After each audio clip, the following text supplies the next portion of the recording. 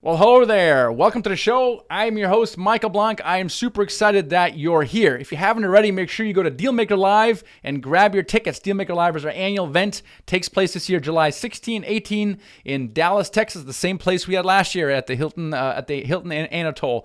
Awesome time, and I know you guys and gals who came last year are going to come again, and some of you guys missed it, so make sure you grab tickets at dealmakerliveevent.com. Super early pricing right now. It's going to be the most affordable tickets, so if you think there might be a chance you're going, grab them now. They're going to go up in price as we get closer, as they normally do. So we already have confirmed guests, Robert Helms, the real estate guys, and Tom Wheelwright, and there's a few surprise guests that will start trickling out here as we get a little closer. It's going to be good. It's going to be awesome. So if you enjoyed last year, this one's going to be better. Make sure you grab your tickets. Dealmakerliveevent.com is where you can do that. Today on the show, we have one of the youngest, if not the youngest, podcast guest ever, Will Harvey, 26-year-old, just quit his job a month ago. We're using apartment buildings, all right? And what I love about this is he's super young, hardly any experience, and he really talks about his limiting beliefs, why specifically 2 years ago someone told him about multifamily and he dismissed it. Why did he dismiss it? How did he overcome that limiting belief? How was he able to overcome his other limiting beliefs, thinking small, starting small? How was he able to overcome that? And how did he do it? I mean, what did he do next? What did he do second? How did he finally quit his job? He kind of burned the boats. It's a super, super inspiring story, and that is next on the show. Let's do this.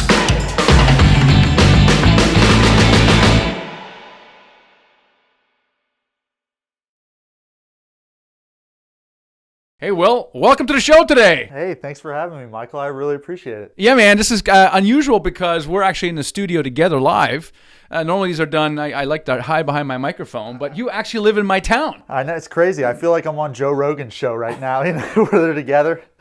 and not only do you live in the town, but you just literally quit your job, like in late 2019. So, of course, I need to have you on the show. So it's really awesome to be here. And you are, I look at the people who quit their jobs, and they're typically on a spectrum. Some people, they leave before technically they have their income covered, and they just do it just to burn the boats. And there's other who hang on to the job a long time because they're just really uneasy about leaving the job. And you are on the left hand of the spectrum. You kind of burned your boats. What happened there? So about a couple years ago, I started listening to your show. I stumbled upon it. I just bought my second house and got to the point where I needed to have systems in place for screening tenants and just dealing with all that stuff. So I started listening to podcasts, and I forget which one I stumbled upon, but yours was one of the related episodes. So I was like, to what you were, what kind of podcast were you listening to at the time? I want to say it was Bigger Pockets or something like that. About rentals, right? It was about rentals, yeah, single family rentals.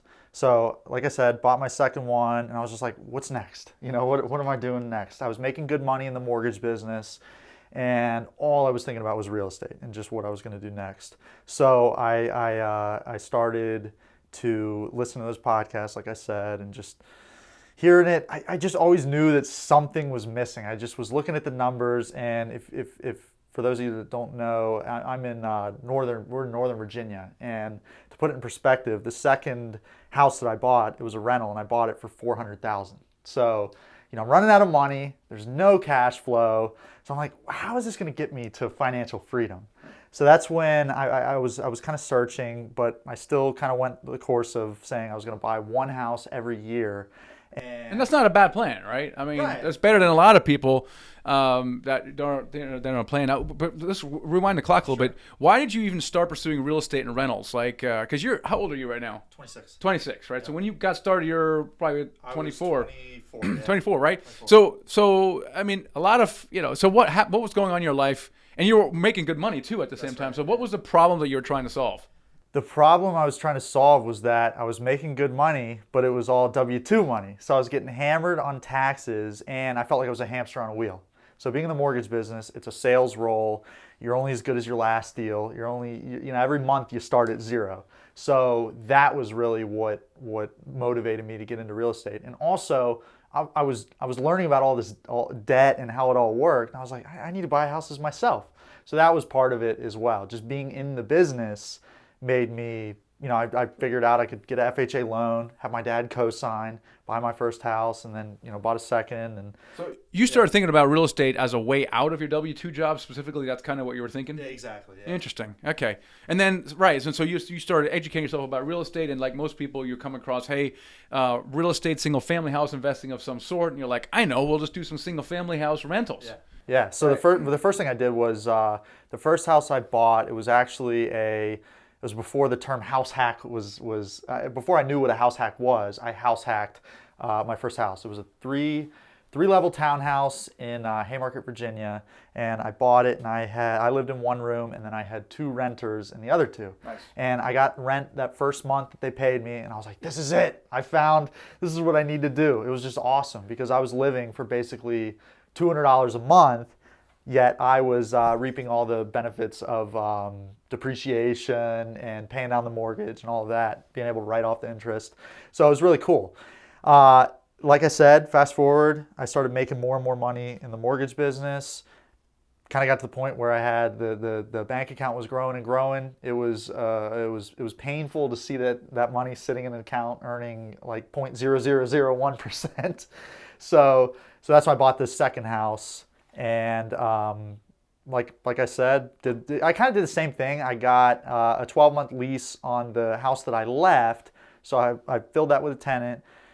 Bought this one, lived in one of the rooms, rented out the other 2. So I did another house hack. I was a single guy, no kids, so I was able to do that. And I, like I said, was just searching because I was like, this is just I don't think this is a scalable thing. So once I saw your related podcast on that one I was listening to, I clicked on it, and I'm not even kidding you. It felt like, it might have been a little bit longer than this, but it really felt like within 5 minutes, I was like, this is what I need to do. I pretty much threw out the whole thing I was doing with wanting to buy a house every year. And I really set out to educate myself on multifamily. How'd you do that? How'd you educate yourself? Because at this point you decided that you wanted to pursue, but you had no idea really what you're going to do. Right. So how did you figure that out? Yeah. So what I did was my car became a mobile university. So great. Yeah, and every time it was like I loved driving places because like, oh, I get to throw on a podcast, whether it's yours or Corey Peterson's or whoever, and that's really how I learned it. And I all the different terms, NOI, cap rate, all that stuff. That was how I got I would say elementary understanding of it. Then I started to reach out to different people that I knew. My dad has been in business for a long time. He's got a pretty good network. So I had him start introducing me to some of his friends that were in commercial real estate and dove deeper into it. Fast forward, you and I got together that a couple years ago. And I remember you were already thinking multifamily at the time, and you were pretty much hell bent staying local. I think that was your major hang up is like, I'm going to go local, and you were thinking about an hour away. Yeah, because there was the town Winchester. It's about an hour away. It's not as cap rates aren't as compressed out there as they are where you and I live, obviously. So that was kind of what my thought process was. And I tried to talk you out of it, and you were a little bit resistant at the time, if I remember. Like, well, maybe I'll just get started there. What kind of changed for you? Why did you? I suppose overcome that maybe limiting belief or what it was, and why did you believe that? First of all, why did you feel like you wanted to stay local? Because I wanted to be able to touch and feel whatever I was buying. Really, if there was an issue, I wanted to be able to get there quick.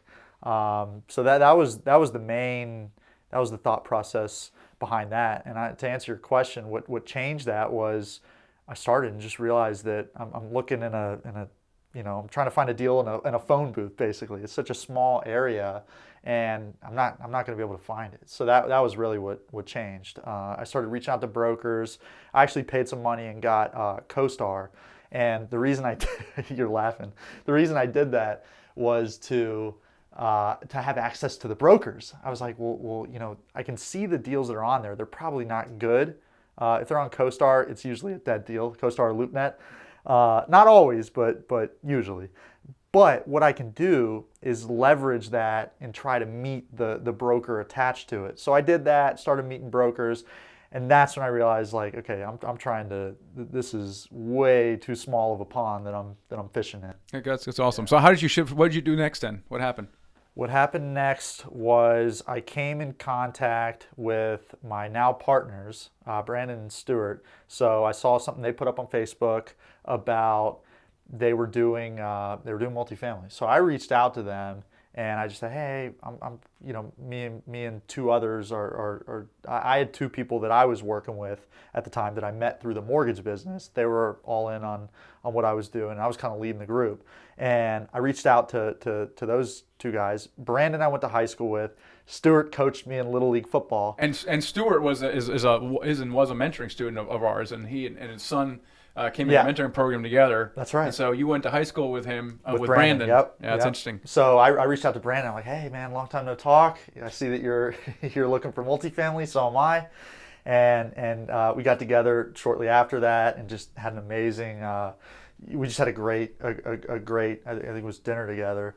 And because you guys don't know each other in we real haven't estate, talked in years, right? Because he's law enforcement, you're doing mortgage, whatever, and then you get together. All of a sudden, you're jamming multifamily. That must have been a weird conversation. Yeah, no, it was a great conversation, and it was just all about. So Stuart is very business minded. He's owned a business for a long time, very very successful, and he was like, well, how can we scale this, and how can we, you guys are thinking too small. How can we really scale this? So it was a great, we had a great synergy. And fast forward a little bit, we ended up, I think it was a couple months after this, we kind of let things go. We remained in contact a little bit, but then they found a deal. It was a 48 unit property in, where was it? It was Newport News, Virginia.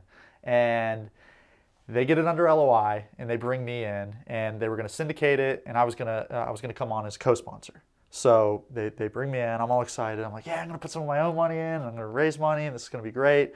But then we find out that the property is zoned as a motel, and they were operating it as a market rate apartment deal. So killed that one, and then we were like, man, what do we do now? We had one on the hook, and now we don't.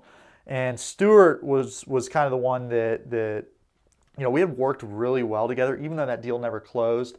We worked very well together, and Stuart said what everybody else was thinking, and he was like, well, why don't we form a new company and all basically merge? So that's what we did.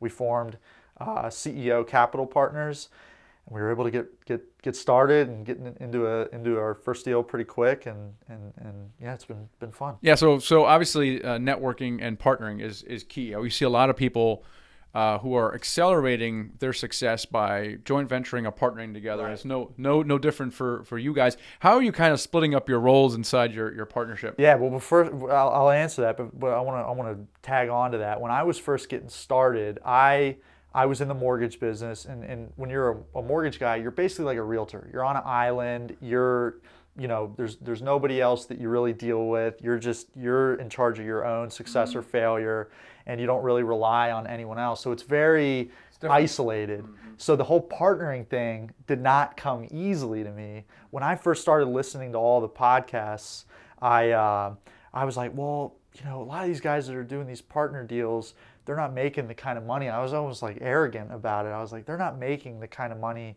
that I'm making. I can just do this all on my own. And that is so far, this is just not true.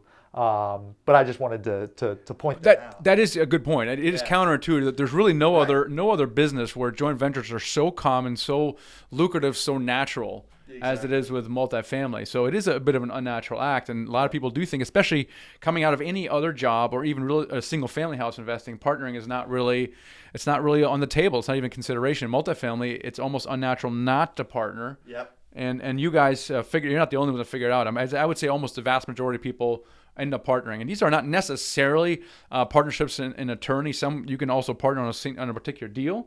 You guys decide, hey, we're going to do a form of company around that. Yeah. And so now we'll answer my. And now I can answer your question. So how do we divide up our roles? Yeah. So we there's 5 of us, and we have. Essentially, when we started, our roles have evolved a little bit. When we first started out, there were 4 of us. So it was myself, Brandon, and Stuart. And then I had the 2 people that I brought in. They were husband and wife. And the husband was, he was in sales, good at at just doing that whole game. So he came on and was going to be involved with capital raising, and then his wife was going to handle the back end of things and really tie it all together. She's just skilled when it comes to Excel and administratively, whereas for me, that's not a strength. So it really, it really helped us.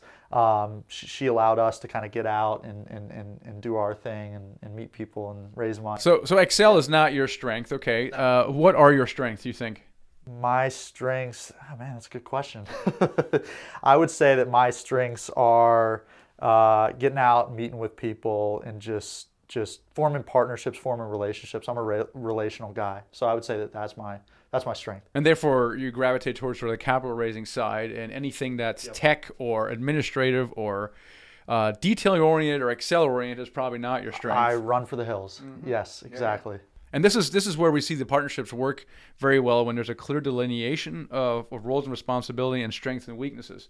And that's, again, one of the things I love about this is you can literally play into your strengths. You don't have to try to overcome your weaknesses in someone and get really good at Excel and really good at whatever. No, you just do whatever you love to do anyway, which is chit chat with people, play golf. I don't know, right? Yeah, no, you're exactly right. My whole thing was even before we formed the company with the 5 of us, I had my own entity, and my job was basically to go out and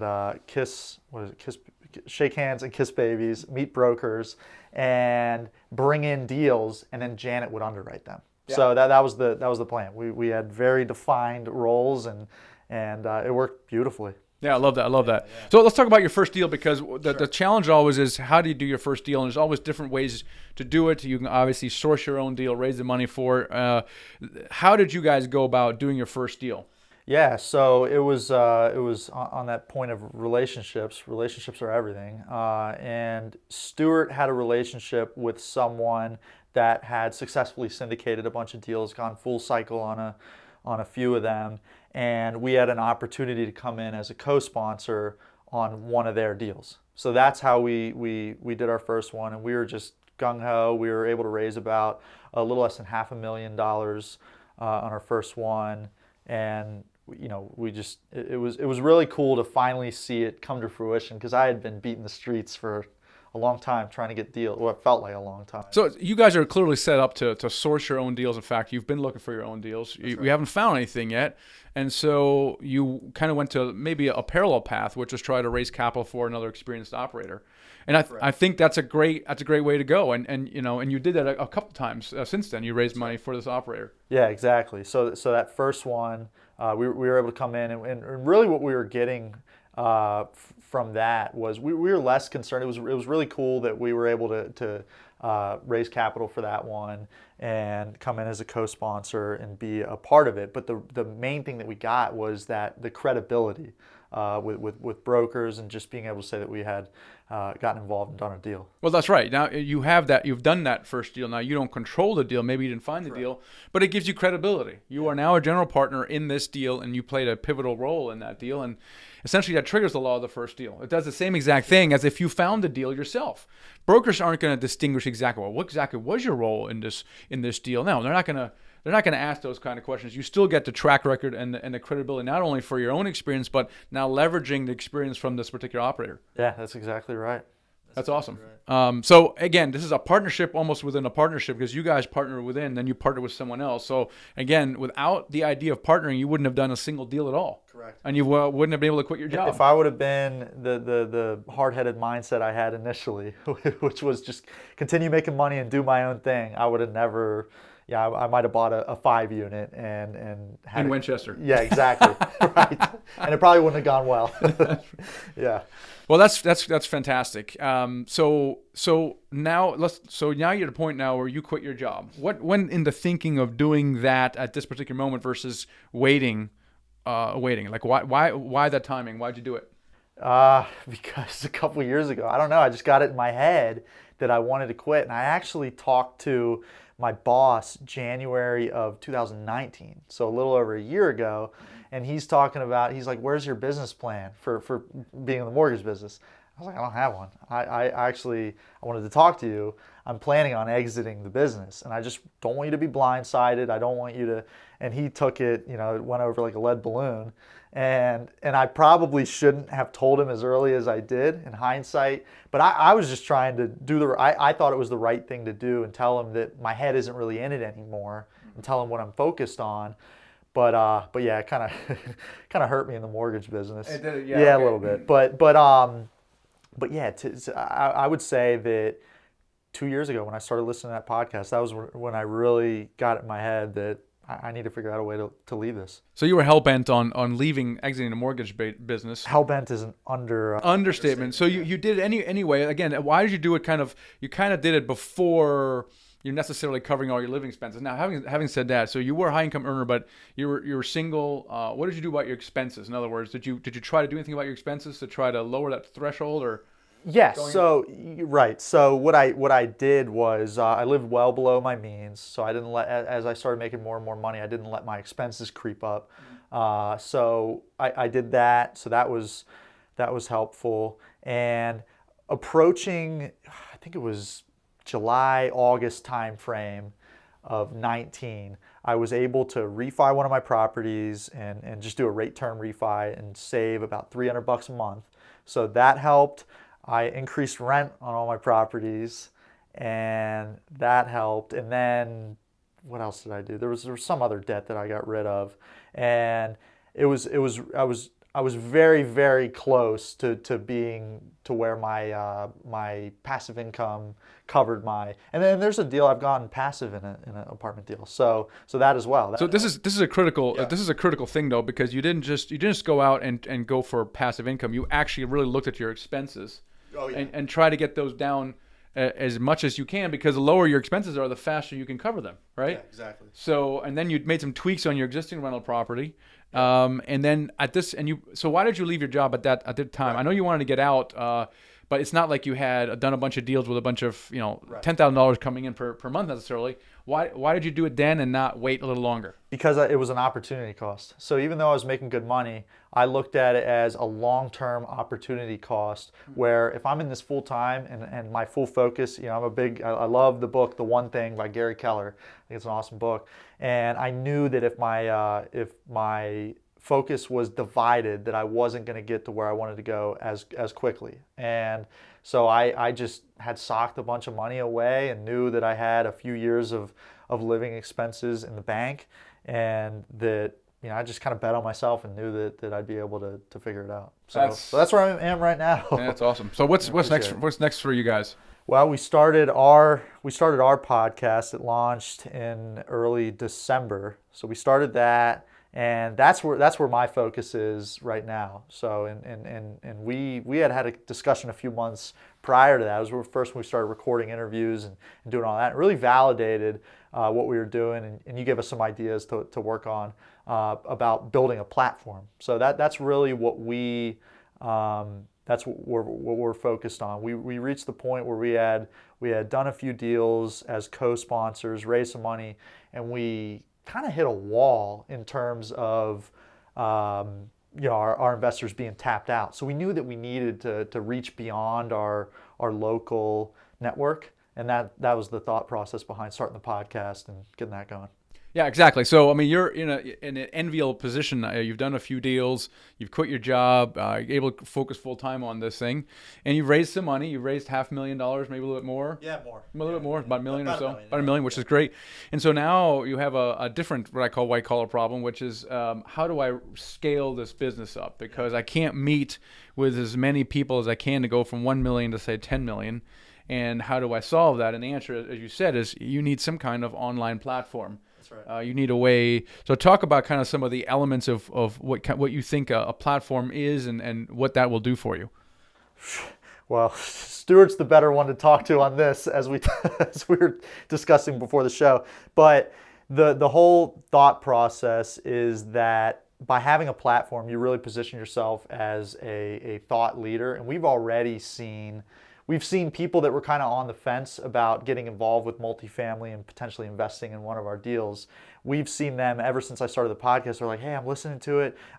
Let me know when you have a deal next." And they're more engaged. You come across a little bit more credible, and you just create this funnel of sorts where people reach out to you, they see you on on your podcast and on other podcasts, and they want to start the conversation, and that's really where it all starts. I hope I'm answering your question. No, yeah, you are. I mean, the platform really is a way not only to get the word out, that's an element of it, but you got to be able to capture the audience in some way. You got to be able to capture the email if someone goes to your website, and then once you have that email, you have to nurture that person to the point where they become, where they invest with you, right? And so being able to do that, and now you can either on your podcast, you can do a shout out to your website or some free report or download you have. You can go on someone else's podcast, and so now you get all these people downloading this thing or registering for joining your investor club,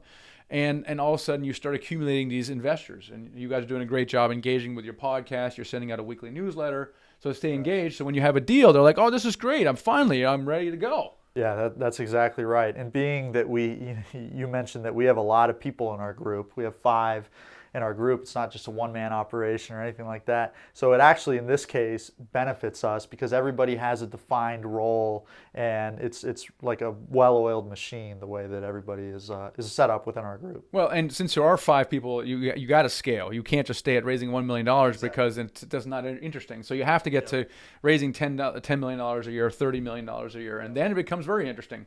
That's it. I think, frankly, that a platform that we just talked about, I've run some numbers on this because I love spreadsheets, unlike yourself.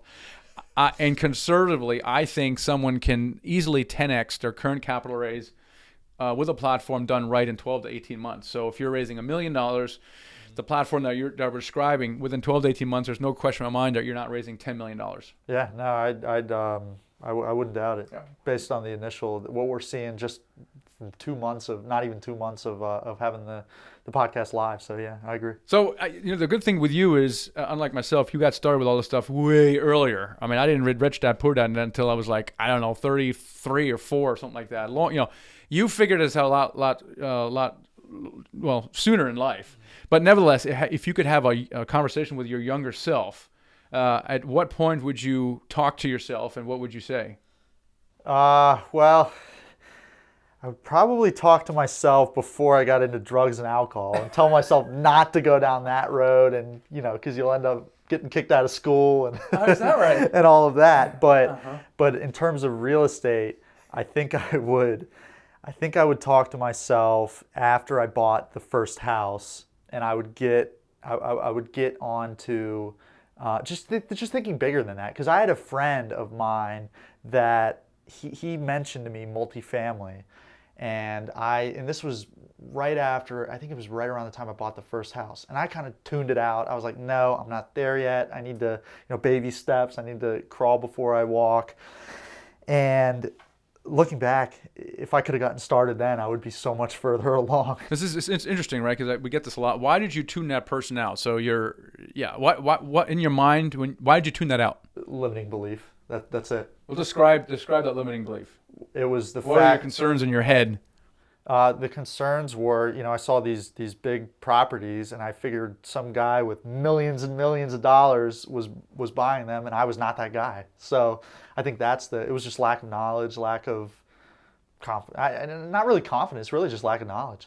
All right, so what would you say to your younger self then, either right before or after you bought that single family house? You were saying you got to think bigger. Like, literally, what would you say to yourself? I would tell myself to start listening to podcasts and expand, just instead of saying I can't buy that, how can I buy that? Okay. So that's really what I would do. Yeah. What does that do for you and someone's mind when you listen to podcasts? Why is that a good idea? Because, well, first off, when you're driving, it's a lot of wasted time, in my opinion, if you're not doing anything or listening to stupid music or stuff like that. So I think that you can really capitalize and kill 2 birds with 1 stone while you're driving.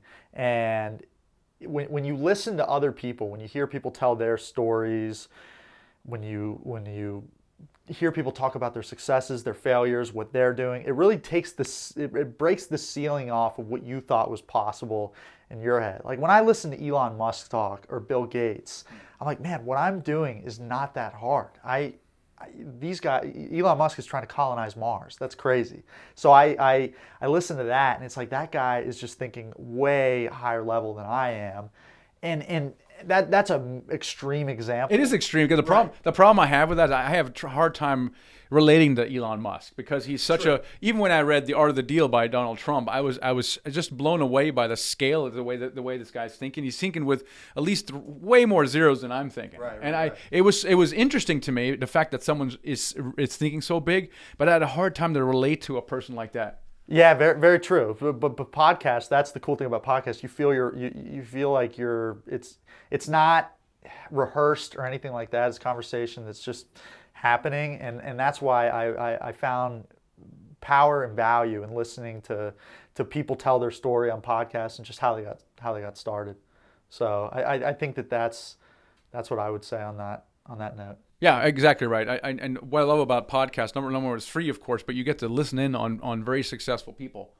And, invariably, there's going to be someone that you can relate with. Like, I think a lot of people are going to be able to relate with you. You're a young guy, right? And a lot of people say, oh, let me get some experience. Let me get 10 years of experience. And you don't even have 10 years experience, right? And so someone's going to say, oh my gosh, this guy Will, he hardly did anything as a young guy. Well, if he can do it, maybe I can do it. Yeah. And that's kind of the whole point of these podcasts, because I really want people to see where a person came from, and you came from where almost everyone is some kind of W-2 job, right? Something like that. And how did you extract yourself from that? Because you're struggling with the limiting beliefs that everybody else struggles with. I can't do this. Let me get started small first. I can't do that. This is not going to work. Right. And so you've grappled with those things, and I find it so interesting that limiting beliefs they're literally made up. It's almost like you're lying to yourself. It's really fascinating. Right. Once you start small, like that limiting belief, why is that there? Yeah, it's logical. Yeah. But like you're saying with Donald Trump, and he just thought so big. Go to Manhattan. That's crazy. I would never, even today, I would never. Yeah, it's wild. You're exactly right though. They're totally made up. In hindsight, hindsight's always 20/20, but still, looking back, you're right. It's absolutely made up. And this might sound crazy, but if I could do it all over again, I would probably figure out a way to leave my job even sooner. I mean, that's seriously. So even though it was good money and by all, if you're outside looking in, it looks like I'm in my 20s and making really good money. But I just felt like I was a hamster on a wheel, and it wasn't going to be a long-term thing that I wanted to do. So where do you see yourself, kind of like paint a picture, like 3 to 5 years? You're easily covering your expenses. You could sit on the beach if you wanted to. Like, what do you think is next for you? Man, it's so hard for me to think that far out. But I would say, I would say definitely my expenses are covered, and we just have this awesome thing that's rolling, and we have really been, we see our platform Wealth Junkies as really growing into something cool. So that's where my a lot of my energy is spent. So just seeing that, I don't know what it'll become. Everything a year ago, if you asked me if we would start this, I'd say no. I have no desire, and I don't see the point. But so that's why it's hard for me to look out into the future. But I would say just continue to grow and scale, see what the market does, and kind of just go from there. Yeah. What lights you up about your podcast, the Wealth Junkies, by the way? Why do you love doing that?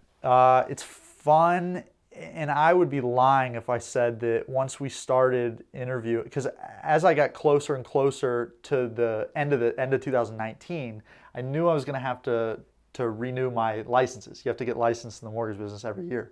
So I knew they were expiring December 31st. And when we started recording, which was early September, I didn't plan on leaving my job. I was going to renew and just do it for another year. But I started listening to all these guys tell their stories, and it was just amazing. And I was like, man, what am I doing in my job? Like, why am I hanging on to this thing? There's no real point. If I make an extra little bit of money, who cares?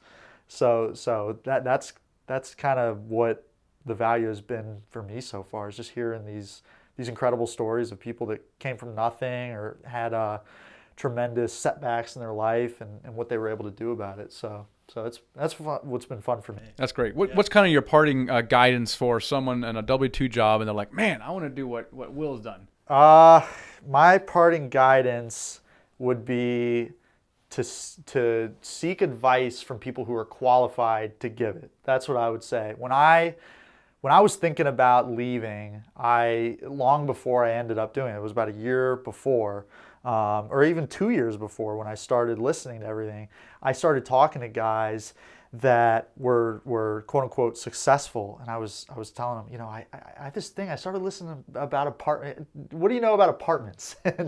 and they'd be like, I don't know. Tenants are, you don't want to mess with people. They have 500 credit scores and they're dirty, and you want to stay away from that. And I was talking to those people, and I was like, I think I can eventually leave what I'm doing here and go into this full time. And I have a plan that I'm kind of putting together. And all these guys were like, "No, that's crazy. Are you on drugs again? You're making a couple $100,000. What are you doing? You're 25. You're making good money. Don't rock the boat. Don't do something like that." And looking back, those people that were telling me that were not in a place in life that I wanted. So why was I asking them in the first place? But then it was funny. I would ask guys that were very entrepreneurial, that had, some of them, one guy I know in particular, he owned a self-storage place. And I asked him about all this. He's like, "Man, that's a great idea." And he was like, "That is so awesome." And I'm looking at it and I'm like, these are the type of people I need to talk to. So it's the people, basically surround yourself with the right people. Exactly. Yeah. And sometimes, frequently, those are not your friends and family, unfortunately. Yeah, no. A lot of times it's. But I agree. I mean, I think speaking to the right people does a lot of things. It opens your mind, number one. It also gives you a certain amount of confidence and belief in yourself that you can do something. Because you talk to someone who's done what you want to do, and they think that what you want to do is not a big deal. They're like, "Yeah, you can do that," and they see something in you that you don't even see yourself. Yeah, that's it. And that is so powerful. Yeah, exactly. That's awesome. Well, dude, congratulations again. I want to give you this, my favorite coin, which is the financial freedom coin, dude. Appreciate it. Big blue coin right here. Look at See? that. So on the front of this coin, if you guys are seeing this if you're on YouTube right now, it has an eagle. It says financial freedom on it. And this is what we give people who quit their jobs. And now what happens is once you've achieved financial freedom, on the back there is a compass rose with an N, north towards north. And so now the stakes become higher, because now your goal is to find your true north. What are you meant to be? And it says on the top, it says significance, and the bottom it says legacy. So that is your next challenge. That is really cool. I appreciate that. Yeah, man. Yeah, thank you. Cool, man. Yeah. How can people find out more about you? Well, they can listen to our show, Wealth Junkies. And we have a thing on our website, wealthjunkies.com. It is the 5 things to do when you hate your job and have that entrepreneurial itch. So it's a little ebook. Go download that. And if you want to shoot me an email, you can as well. It's will@wealthjunkies.com. Awesome, man. Thanks for being here. Congratulations again. I appreciate it, Michael. All right, I hope you were inspired by Will's story. Super young guy. He's a hustler, though. Definitely motivated. And what I love about that, he's really honest about his limiting beliefs. Thinking small. Thinking that multifamily is an advanced strategy. Thinking that he can't do these things. And how was he able to squash those limiting beliefs? It was really by surrounding himself with people who are supportive, who have done what he wants to do. And that's really lesson number 1, is find yourself a new group of friends and mentors. Podcast is a great way to do that. This one, but there's others as well. My gosh, you can listen in on successful people who have done what you've done. Create a peer group around yourself. You can do that at Dealmaker Live, of course, coming up in the summer for that. Great place to connect with your partners as well. But really surround yourself with supportive people who have kind of done what you've done or are doing what you're doing. Number 2, educate yourself. And that's kind of what he did. He started with a syndicated deal analyzer, partnered with one of our students who has now formed a company together. And he was really able to have that support group and the education built in. So education is super important. And number 3 really is partnering. I mean, hardly anyone now does not partner. It's almost a natural act. It's counterproductive. And it's super important that you guys partner. And you play to your strengths like Will has. He realized quickly that he's not an Excel kind of guy. Now, did he learn the syndicated deal analyzer? Yeah, you have to. As a capital raiser, you do actually have to learn how to underwrite deals. But is it his favorite thing to do? Is it something he's going to do every single day? No. He's a relationship person, so he's going to focus on the capital raising, and he's partners with other people who are more analytical, who like to do deals, call brokers, and that kind of stuff. So partner, play to your strengths. And number 4, really think about building a platform. typically when you first start raising money, you do it one-on-one. And you do that because you don't really know how to do it. You don't know what the objection is going to be. You have to have conversations about who is your ideal potential investor. What are they going to ask you? How are you going to respond to that? But once you do that, the next problem you're going to have is, how do I scale this? I can't meet enough people, new people. I've exhausted my immediate group of friends, and you can easily raise $500 to $1,000 to $1 million in that way, kind of like Will's group has.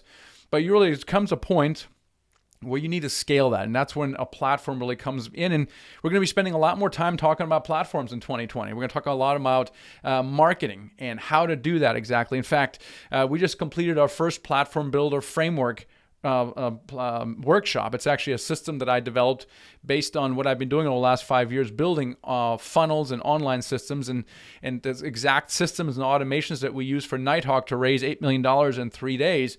We actually wrapped all that stuff in a workshop and completed it. We had 10 participants in there, and it was fabulous. I really do believe that given a platform that we kind of talked about, I talked about on the show with Will here, really allows you to 10x your current capital raise capability. Or if you haven't raised any money yet, it will basically skyrocket you into the capital raising. So I'm really excited about that.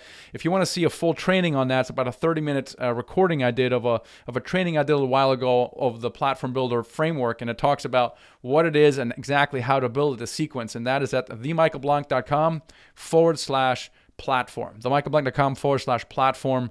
And you just register and watch that training, and I think you're really going to love it.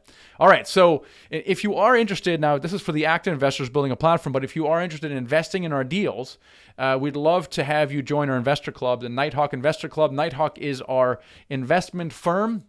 And we have a website, believe it or not, nighthawkequity.com, and you just click the join button and you fill out a short form and have a conversation with us. And then down the road, we can present you with some of the deals that we're working on. So if you want to do that, go to nighthawkequity.com, click the join button, and we'd love to have a conversation with you. All right, guys, hopefully that was super inspiring. I love these kind of stories of people who quit their jobs. That's what lights me up. I want to help 1,000 people quit their jobs and hand out these blue coins that I handed Will on the show. If you're watching this if you're listening to this on iTunes, that's great. We also have these videos come out on YouTube, so make sure you go over there if you want to see Will and I actually in action. We have the same episode on YouTube, and that's a great way also to engage there and leave comments, and we watch that as well. So if you have any questions or comments, that's a great way to do it. And likewise, if you're on YouTube and you want to get this on the car or in the gym, grab out your podcast app and subscribe to the show. All right, guys, love it so much. Hope you guys had a good time. Catch you in the next episode.